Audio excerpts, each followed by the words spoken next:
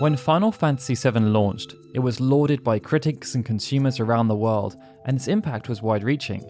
But one of the most impressive aspects of Final Fantasy VII wasn't that its graphics were, quote, light years beyond anything ever seen on the PlayStation, or that its story featured, quote, scenes of sheer poetry and vision.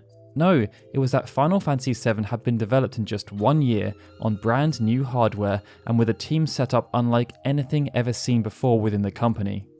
Due to how fast-paced everything needed to be, change became one of the only constants. Many elements of the game were always in flux, but due to a thorough paper trail, the developers were able to maintain a high degree of consistency. Even still, with little time available, the developers were unable to go through the proper due diligence when it came to bug fixing, and so instead of removing unused content from the final version, they instead chose to make it inaccessible for fears that if it were removed, it could break other areas of the game. This was disclosed to Glitterberry's game translations through an anonymous source who worked on Final Fantasy VII. They revealed that, because the size of the ROM would change once the data was removed, all the debug work they'd done up until that point would become useless. That meant that if a glitch occurred, their efforts would be unrecoverable. Therefore, a small quantity of flawed or stored data was left in place just to be safe. Today, amongst other unused assets, we're going to be running through that safety net, as it has turned out to be a gold mine.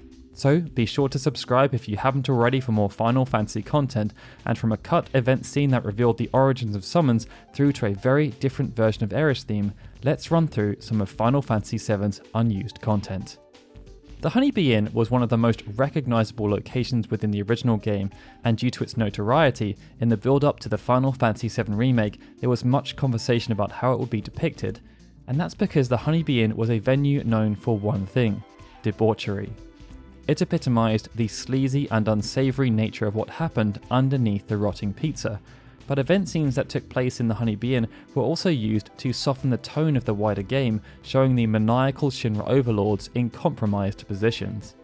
This whole segment was the brainchild of Motomo Toriyama, but according to Kazushige Nojima, in earlier versions of the game, the Honeybee Inn was planned to be much more extreme, and a lot of revisions were required in order to produce something that was more appropriate. We will never quite know the full scale of these revisions, but this segment of the game contains by far the most dummy data, and housed within are a whole host of cut event segments and even cut areas. In the final version, the architecture of the Honeybee Inn played on the honeycomb theme, and there were 6 possible rooms, but 2 of the room types were duplicated, so there were only 3 unique types. Within an earlier version, there were actually meant to be 6 unique rooms, and they would have appeared on 2 separate floors. The first floor housed 3 rooms: the dressing room, which was retained for the final game, and the lobby and waiting room. The second floor then had an employee's room, which was cut, and a variant of the Western customer room. But the lobby is where the most interesting elements would have resided. For one, there were TV displays that featured various goals available for patrons to choose from, as well as the various dining options available. There was also a sign that said owners of rival establishments, talent scouts, and minors were banned from entry, and that the fine for stealing a hostess was 100,000 gil. There was also a lengthy cutscene which showed a humorous exchange between Palmer and a Shinra manager that at some point was so important that it even had specific music composed by Uematsu, but it was cut, and in the final game, the embarrassing Shinra segments were made much more subtle. Something that wasn't subtle in the final game were summons. These could be found throughout the land housed within materia, and in this manner they played a prominent role within gameplay, raining down damage on those who opposed our protagonists. But based on dummied content, in an earlier version of the game, the summons could have been intended to have a much deeper role in the game's lore. Deep within the bowels of the Temple of the Ancients, Cloud started to learn more about the plot that was unfolding around him, and the player started to learn that things weren't quite right with our blonde-haired hero. Surrounding all of this was a significant encounter against a red dragon, and after defeating this dangerous foe, the party were rewarded with the Bahamut summon materia. But in an earlier version of the game, it was planned for Sephiroth to then divulge some lore as to the origins of the summons. Following the fight against the Red Dragon, Sephiroth would insinuate that the Red Dragon was created by the planet to protect the temple, and that after its defeat, it sealed away its life energy, becoming the Bahamut summon. This then suggested that the summons found throughout the game were previous defenders of the planet created to protect against past threats, and that the weapons were just the most recent iterations. Final Fantasy VII also featured numerous side quests, but one of the most curious ones that ended up being cut related to a travelling salesman. This was intended to be initiated in Gongaga, and it was meant to be tied with the acquisition of the Titan materia. This was still found near Gongaga within the final game, but in an earlier version players would learn about Titan's presence after speaking to the salesman, as he had been drawn to the region having heard there was a materia nearby that had the power to shake the earth. Due to his role as a traveller, he never had the chance to visit home, and he would request that the party deliver a letter to his wife back home in Calm. The salesman was then planned to reappear in Rocket Town, and this time he would request that the party deliver a letter back to his daughter, also in Calm. Should the party have then refused, he would have lamented the fact that human kindness had evaporated from the world. Nobody has ever been able to understand the contents of the letters, or what the reward would have been for delivering them, but the developers obviously felt the inclusion of this side quest was superfluous. Now, despite Nobuo Uematsu composing the soundtrack in just 8 months, Final Fantasy VII still featured a whole host of music that was deemed unsuitable for the final product. One example is the piece of music you've actually been listening to so far throughout this video, which was an earlier draft of the prelude composed by Uematsu. That didn't make the final cut, and like most of the other unused music, it was removed from the final product as opposed to just being dummied out.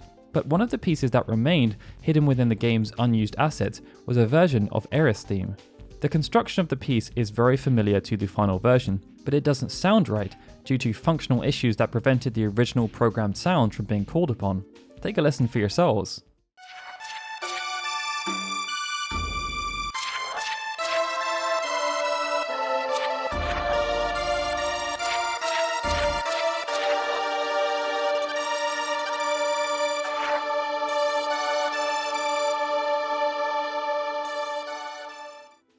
Outside of sounding a bit haunting, it showed the process Uematsu would have gone through alongside his sound programmer Minoru Akao and his sound engineer Eiji Nakamura, as they experimented with different sound banks in order to construct the optimum audio experience for players to enjoy.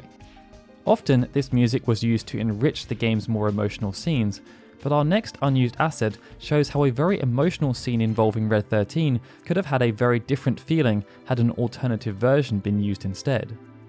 As the story progressed, we learned that Red 13 had endured a lot of hardship, but one of the things that kept him going was the love and support of his grandfather, Bugenhagen.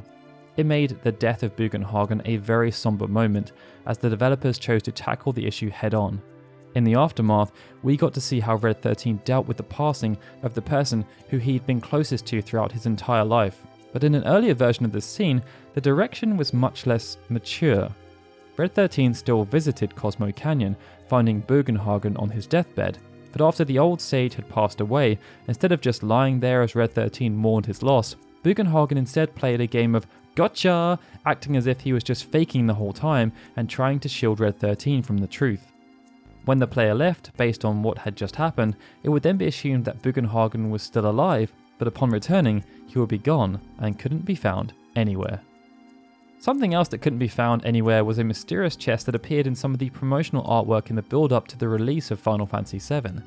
As with any game, how a game is first shown off can differ in sometimes quite drastic fashion compared to the final product, and in the case of Final Fantasy VII, one of the clearest examples of that was with the game's UI. But alongside numerous demos, Square also seeded out numerous assets to the media that they could use to support their written content, and within this was a piece of artwork that we can assume was meant to be used within the Great Glacier. This was a gorgeous piece of artwork that was no doubt created by Kusanagi, a Japanese animation studio who specialised in creating background artwork and who were working with Square for the first time. There was so much detail housed within, but one of the most curious elements that could be seen was in the bottom right of the picture. Here you could see a golden chest, and in future iterations of the artwork, some that even included Cloud, it was still there.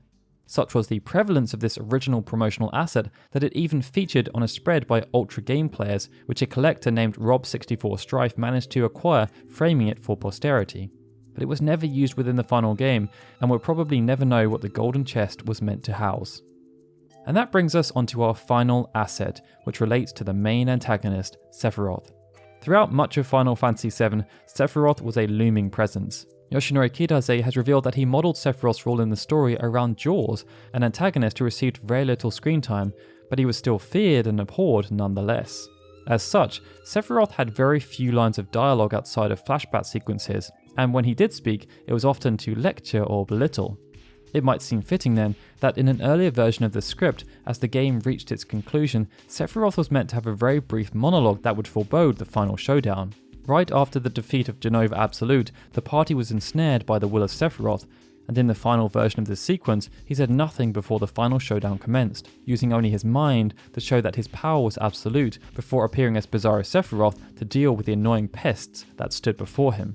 But in an earlier version of the game, as the screen rippled and then faded to black, Sephiroth had a brief monologue, and within he said, "Over. It's over. Everything. Everyone. Everything. It's all over. Now everything will begin with me." Following this monologue, that iteration of the conclusion thrust the party straight into a fight against Safer Sephiroth as opposed to having to deal first with Bizarro. And I don't know about you guys, but I'm kind of glad they chose not to use this version, as the ominous fade to black and music change after defeating Bizarro, all while staring into the darkness, made the appearance of Safer Sephiroth much more intimidating. But yeah, with that, I think we're done. They were 7 rather cool unused assets found within either the pre-release materials or the final code of Final Fantasy VII, and I'd like to give a shout out to our Patreon supporters who voted for this as the video they'd like to see us create this month. If you'd like to vote too, then you can do so for $4 per month. You can find out more at patreon.com/FFunion. In terms of the video, we hope you enjoyed learning about the various assets, and we'd love to hear in the comments which one you found to be the most interesting. And if you enjoyed the video, then please do feel free to hit that like button. Also, if you haven't subscribed, then there's no better time than the present. Doing so will mean you get notified when we publish new content about this amazing franchise. Alright guys, this is Daryl signing out. A big thanks to all of our Patreon and YouTube membership supporters, and of course, a big thanks to all of you for watching this video. I hope to see you all again soon for more Final Fantasy goodness.